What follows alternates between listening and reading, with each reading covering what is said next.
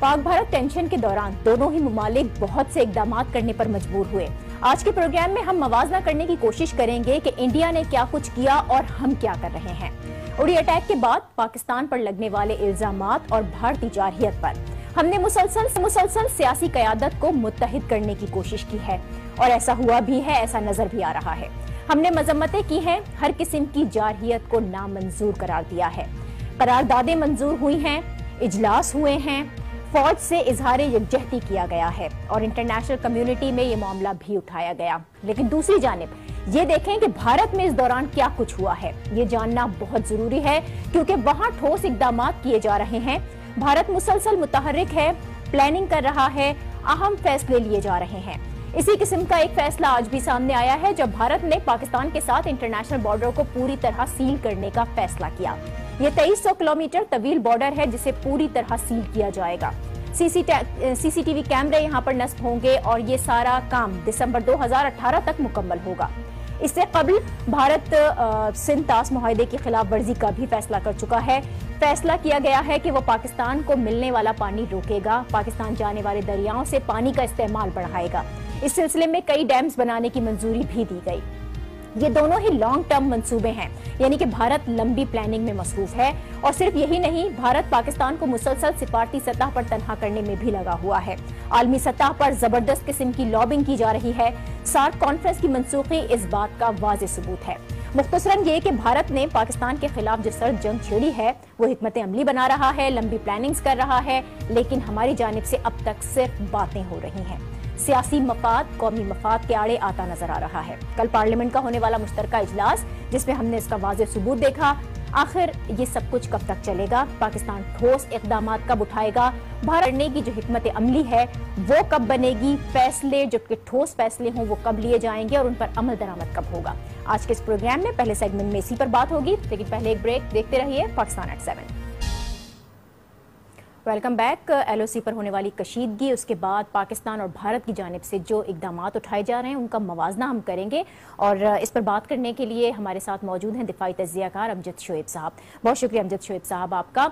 LOC पर Pak Bharat tension के बाद इंडिया मुसलसल जो इकदामात उठा रहा है वो बड़े अमली इकदामात हैं। आज बॉर्डर सील करने का फैसला भी हुआ है। इससे पहले हमने देखा था इंडस वाटर ट्रीटी के तहत पानी का इस्तेमाल ज्यादा से ज्यादा बढ़ाने का फैसला हुआ था। यहाँ तक कि जो सर्जिकल स्ट्राइक से मुताल्लिक भारत के अंदर सवालात उठ रहे थे उन्हें इन्हीं इश्यूज में छुपा दिया गया।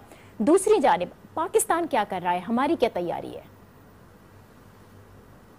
हम लोग ये कर रहे हैं, मैंने आपसे अर्ज किया, हम लोग ये कर रहे हैं कि हम बजाय भारत का मुकाबला करने के, उसके लिए प्लानिंग करने के, हम अपने अदारों को के खिलाफ प्लानिंग कर रहे हैं। हम अपने अदारों को मोरद इल्ज़ाम ठहरा रहे हैं। हमारा किस्सा बिल्कुल मुख्तलिफ है। हम दुश्मन के साथ या तो मिले हुए हैं या दुश्मन को पहचान नहीं सक रहे, या हमारे अंदर कैपेसिटी नहीं है कि हम इतना सोच सकें, और हम अपने ही अदारों के पीछे लगे हुए हैं। जी। ये हुकूमत की कोताही है कि वो डिप्लोमेटिक फ्रंट पे बजाय मुकाबला करने के, बजाय प्लानिंग करने के, आइंदा आने वाले खतरात को समझने की बजाय वो अपने ही अदारों को मोरद इल्ज़ाम ठहराती है। अब जहां आप देखिए कि अगर हम बात करें पानी के मंसूबों की, तो यहाँ पे कालाबाग डैम की मुखालफत है। अब वो कालाबाग डैम नहीं बनेगी, हम अपने अंदर रोते रहेंगे पानी भारत ले जाएगा। तो ये तो होता है कि जब आप झगड़ा करते रहेंगे तो वो दरमियान में से तीसरी पार्टी उठा के ले जाती है चीज़ को। तो कौमी सतह पे भी ये मैं समझता हूँ कि अगर आप अपने मामलात के ऊपर सियासी पार्टियों का या सियासी काबरीन का एक इत्तफाक राय नहीं पैदा कर सके तो हुकूमत का कसूर भी है, और मैं समझता हूँ कोता नजरी है हमारे सियासतदानों की भी कि हमने प्रोजेक्ट्स को पोलिटिसाइज किया।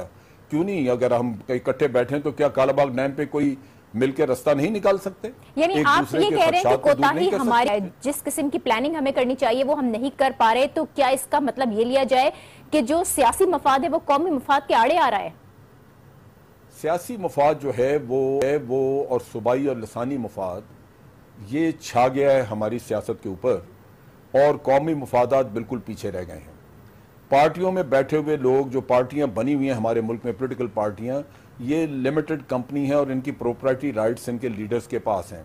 चुनाचे जो इनके पास लोग हैं वो इनके मुलाजमों की तरह काम करते हैं, उनकी चुनाचे वफादारी अपने रोजगार के साथ, अपने पार्टी लीडर के साथ ज्यादा है, अपने वतन के साथ नहीं है। मैं छोटी सी मिसाल देता हूं, सारी मुस्लिम लीग, जितने भी नून लीग के लोग हैं, दिन चढ़ता है सुबह से लेकर रात तक पानामा लीग के मामले में प्राइम मिनिस्टर का दिफा शुरू कर देते हैं। क्या ये जरूरत है उनको? एक प्राइम मिनिस्टर जिसके ऊपर अपना एक जाती इल्जाम है, उसको खुद अपने लिए अपनी बेगुनाही साबित करने के लिए अपने डॉक्यूमेंट्स पेश करनी है, वो तो नहीं कर रहा, लेकिन पार्टी उसको खुश करने के लिए सिवाय इसके और कोई काम नहीं करती।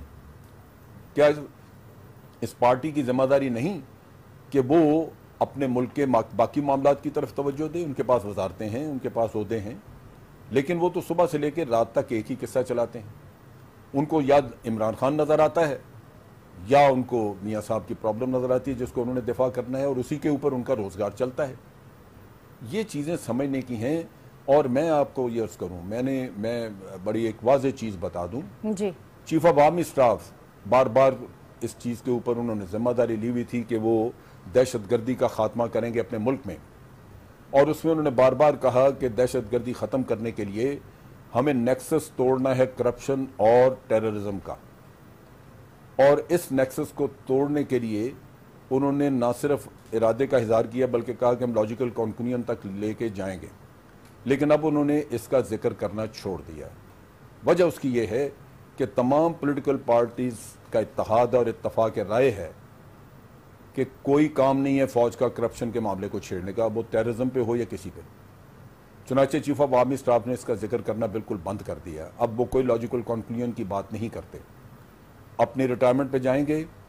फौज ने जो कुछ करना था कर दिया, लेकिन मैं ये आपको वार्न कर रहा हूं, आपका ऑपरेशन जिस दिन वाइंड अप किया आपने जी, ये टेररिस्ट दोबारा बाहर आएंगे, यही पैसा, यही चीजें सारी फिर मैदान में होंगी, और फिर आप टारगेट किलिंग, भत्ताखोरी और तबाही देखेंगे। बहुत शुक्रिया अमजद शोएब साहब, दिफाई तज्जिया निगार हमारे साथ थे, और वो कह रहे थे कि अगर सूरत हाल ऐसे ही रही और ऐसे ही बढ़ती रही तो मुश्किल सूरत हाल का सामना भी करना पड़ सकता है।